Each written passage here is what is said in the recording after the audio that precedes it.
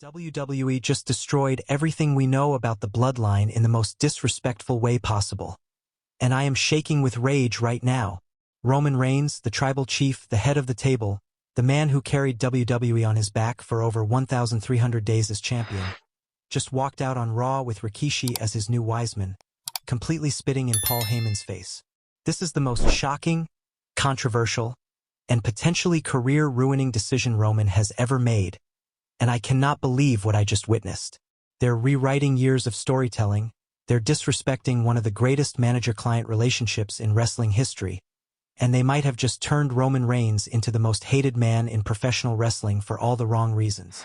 Stay with me because what I'm about to break down will make you question everything you thought you knew about the Bloodline, and by the end of this video, you'll understand why this could either be genius or the beginning of WWE's biggest mistake in decades. Let me paint the picture of the absolute chaos that unfolded on Raw, because if you blinked, you missed wrestling history being made in the worst possible way. The show was already electric, the crowd was hot, and then Roman's music hit. But something was different.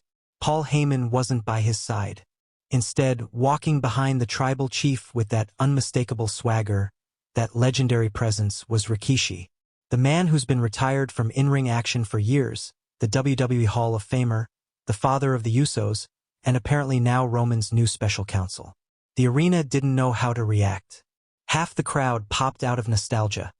The other half sat in stunned silence trying to process what this means for the Bloodline saga. But here's what has been in for over 4 years. Where is Paul Heyman? What happened to the Wiseman who stood by Roman through everything? Through the pandemic era when nobody else was there. Through the Universal Championship reign that redefined what it means to be a WWE champion. Through wars with Brock Lesnar, Cody Rhodes, and every single challenger who thought they could dethrone the tribal chief. Paul Heyman was the voice of Roman's reign, the strategic genius behind every decision, the man who elevated Roman from rejected Shield member to the most dominant WWE champion of the modern era. And now he's just gone? Replaced by Rikishi like he's a piece of trash thrown out with yesterday's garbage? Drop your immediate reaction in the comments right now. Are you Team Rikishi as the new Wiseman? Or are you furious about what this means for Paul Heyman? Because I need to know if I'm the only one ready to riot over this decision. Let's talk about the absolute disrespect this shows to Paul Heyman's legacy. This man has been a cornerstone of professional wrestling for over 30 years. He built ECW from nothing. He managed the greatest WWE superstars in history, and he crafted the tribal chief persona that made Roman Reigns into a legitimate megastar. Without Paul Heyman, Roman is just another big guy who can work. With Paul Heyman, Roman became the final boss of WWE. Now I know what some of you are everyone else measures themselves. Maybe this makes sense from a family perspective. Just threw that partnership is the Usos' father, like it meant Samoan royalty. Like 4 years of storytelling within the Bloodline can be discarded the moment they need a shocking moment. That's exactly the kind of surface level thinking that WWE is banking on to justify this train wreck of a decision. Yes, Rikishi has family connections. Yes, he's a legend. But is he a promo guy? Can he deliver the kind of verbal masterclasses that Paul Heyman drops every single week? Can he strategize at the level required to keep Roman at the top of the mountain? Because managing Roman Reigns in 2025 isn't just about standing beside him and looking intimidating. It's about crafting narratives, manipulating situations, and being the voice that makes people believe in the tribal chief's dominance. Let me hit you with some cold hard facts about why this decision makes zero sense from a storytelling perspective. Roman Reigns turned heel in 2020 by aligning with Paul Heyman, betraying his family's expectations, and choosing personal success over loyalty. That was the character development that made us invest in his story. He was the tribal chief who broke tradition, who chose an outsider as his counsel, who proved that blood isn't always thicker than water when championships are on the line. Now, by bringing in Rikishi, WWE is essentially reversing all that character growth and saying, actually, family matters most, which directly contradicts 5 years of storytelling. It's lazy, it's contradictory, and it shows that WWE either forgot their own narrative or doesn't care about consistency anymore.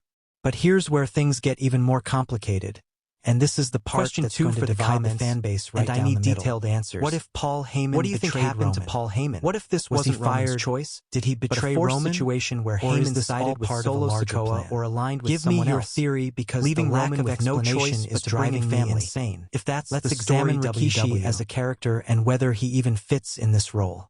Rikishi was amazing in his time, the Too Cool era, the main event run, the Hall of Fame induction, all legendary stuff. But his character was never about being a mastermind. He was the fun-loving, dancing, stink-faced delivering entertainer who occasionally showed a serious side. Even when he turned heel and ran over Steve Austin, it was about family protection, not strategic brilliance. So unless WWE is completely reinventing Rikishi as a cold, calculating strategist who's been working behind the scenes for years, this casting makes about as much sense as making John Cena the leader of the Wyatt family. The pieces don't fit, and forcing them together is going to create a storyline that feels awkward and unnatural. The generational implications of this decision are absolutely massive, though. You've got Rikishi and representing the past, that Roman WWE representing might the be playing present, 4D chess and here. potentially setting By up the bringing next in generation Rikishi, with Jacob Fatu, WWE is cementing the bloodline as a true could be multi-generational way of saying the bloodline story isn't ending anytime soon, and committing to this as a decade-long narrative that spans multiple generations of Samoan wrestling royalty. If that's the plan, then I can respect the vision even if I hate the execution and miss Paul Heyman desperately. But let's address the elephant in the room. Can Rikishi even perform at the level required for this role? The man is 59 years old, he's been retired from full-time action for over 20 years, and while he can cut a decent promo, he's not Paul Heyman. Nobody is Paul Heyman when it comes to being a manager and advocate. Heyman can take a 3-minute promo segment and turn it into an Emmy-worthy performance that has people talking for weeks. Can Rikishi do that? Or are we about to watch Roman Reigns, the most protected WWE superstar of the past 5 years, get dragged down by a Wiseman who can't keep up with the demands of modern WWE television? Here's a hot take that's going to make people mad. Roman Reigns doesn't actually need a Wiseman at all anymore. He's proven he can carry segments solo. His ring work has improved to the point where he can have great matches without someone talking for him. His character is so well established that the tribal chief persona exists with or without a mouthpiece. So whether it's Heyman or Rikishi or literally anyone else, Roman has outgrown the need for a manager. The fact that WWE feels for the comments, he still needs someone beside him. Roman Reigns even need a Wiseman into how far Roman has come as a performer? Or should he be a solo act? Maybe this whole situation is WWE's Explain your reasoning, that because I'm genuinely curious where fans stand on when this. Roman has proven time and time again that he can handle business himself. Is what keeps me up at night, though, because that man deserves better than being discarded like he's expendable. If WWE is writing him off television without a proper storyline, without an explanation, without giving the character closure, then they're disrespecting not just Paul Heyman the performer, but Paul Heyman the legend who's given everything to this business. And if the plan is to have him show up with Cody Rhodes or CM Punk or someone else as their new advocate, that might work from a business perspective, but it cheapens what he built with Roman. The Heyman-Reigns partnership was special. It wasn't just another manager-client relationship. It was the defining partnership of the 2020s in WWE, and treating it as disposable is borderline criminal. Let me throw some realistic speculation at you about what might actually be happening behind the scenes. WWE is in the Netflix era now, and they're desperate for mainstream attention. Bringing back Rikishi creates headlines, creates social media buzz, and appeals to casual fans who remember him from the Attitude Era but haven't watched wrestling regularly in years. This might not be about what's best for Roman's character or storytelling consistency. This might be about what generates the most immediate attention and gets people talking. And if that's the case, Bloodline Civil War WWE has been one of WWE's most compelling narratives, even if half of the conversation is negative. Roman versus Solo, in the modern wrestling landscape, the original Bloodline versus any reaction is better than indifference. Family torn apart Rikishi's debut as Wiseman has generated everything except indifference. But now, with Rikishi entering the picture, how does this change the dynamics? Is Rikishi siding with Roman against Solo, even though Solo is also family? Is this going to create even more division, with Rikishi representing one faction, the Usos potentially representing another, and Solo leading his group? The potential for a three-way bloodline war is fascinating, but it also risks becoming OVRCOMPLICATED, to the point where casual fans can't follow who's aligned with who and why anyone should care. Here's what terrifies me about this whole situation. WWE has a history of making shocking changes for shock value, then not following through with logical storytelling. Remember when Shane McMahon randomly became the best wrestler in the world for a few months? Remember when Goldberg beat Kevin Owens in 22 seconds? Remember any of the countless times WWE made a decision that got immediate attention but ultimately hurt long-term storytelling? This Rikishi situation has all the warning signs of being another one of those decisions. Great for the initial pop, terrible for sustained narrative quality. And Roman Reigns, the man who's worked harder than anyone to rebuild his character and reputation, deserves better than being the victim of short-sighted booking designed to pop a rating. Question 4 for the comparison to other legendary manager-client relationships on a scale of 1 to inevitable 10. Here. Rate your confidence that WWE will actually follow through with the Rikishi storyline. Jimmy Hart and the honky-tonk man Jim Cornette because WWE's track record on Paul Bearer and The Undertaker questionable. These partnerships are legendary because they felt organic. They enhanced both characters, and they lasted long enough to create unforgettable moments. Paul Heyman and Roman Reigns was building toward that same legendary status. They were creating a partnership that would be referenced and celebrated for decades.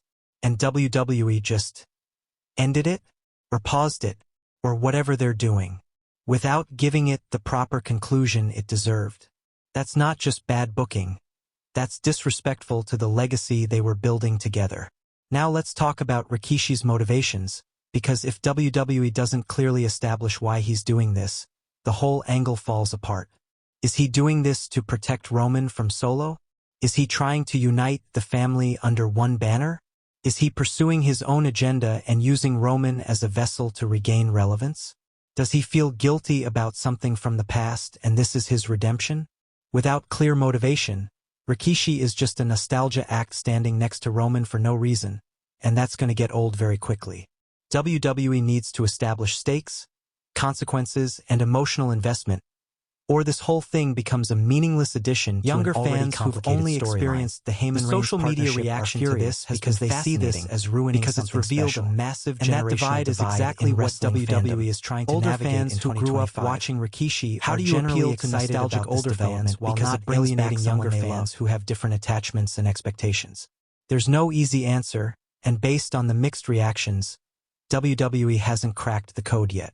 Let me give you the optimistic scenario for how this could actually work. Rikishi serves as Wiseman for a few months, helps Roman defeat Solo and reclaim his position at the head of the table, and then Paul Heyman returns to confront both of them. Suddenly, you've got a tension-filled situation where Roman has to choose between family loyalty, Rikishi, and the man who made him a star, Heyman. That's compelling television if executed properly. That's the kind of character-driven storytelling that makes wrestling feel important and meaningful. But that's the best-case scenario, and WWE has a concerning habit of not delivering on best-case scenarios. The pessimistic scenario is much more likely based on WWE's recent history. Rikishi is Wiseman for a month or two, the novelty wears off, ratings don't improve, and WWE quietly writes him off television without explanation. Roman goes back to being a solo act or Paul Heyman returns like nothing happened, and we all pretend this Rikishi experiment never occurred. That's the WWE Fifth pattern. And final question for the comments. Try something shocking. If you were booking the story when it doesn't immediately what would you do with Roman, Rikishi, and Paul Heyman and Roman Reigns deserves so much better than your complete fantasy booking because I want to see if anyone can make this prestigious phase of his career. Here's the nuclear take that I've been holding back this entire video. What if Roman Reigns asked for this change? What if he's tired of being associated with Paul Heyman and wanted to establish himself as a true family leader by bringing an actual family?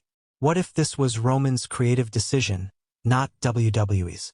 If that's the case, then I have to respect his choice even if I disagree with it. Roman has earned the right to have input on his character after carrying WWE through the pandemic and delivering the greatest heel run of the modern era. But I also think it might be a mistake on his part, choosing sentimentality over what actually works best for his character. The Netflix factor in all of this cannot be ignored. WWE needs moments for their new platform. They need viral clips, trending topics, and water cooler conversations.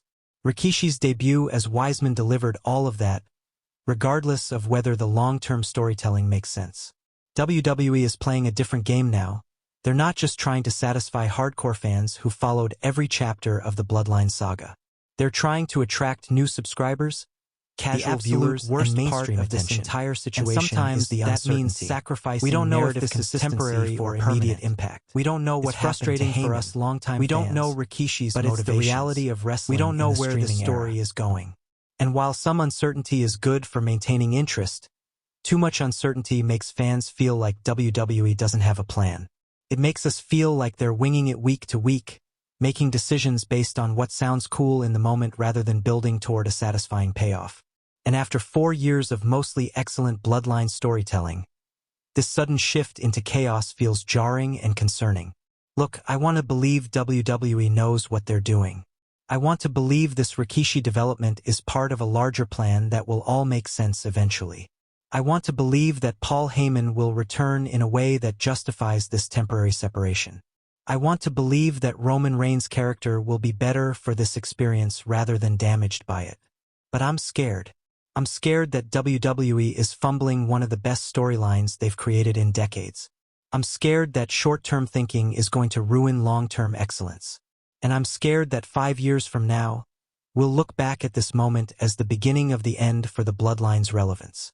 Roman Reigns is standing at a crossroads. He's got Rikishi by his side, Paul Heyman's fate unknown, and the entire wrestling world watching to see if this gamble pays off or explodes in spectacular fashion. The Tribal Chief has been WWE's most reliable performer for half a decade, and he deserves storytelling that matches his talent and dedication.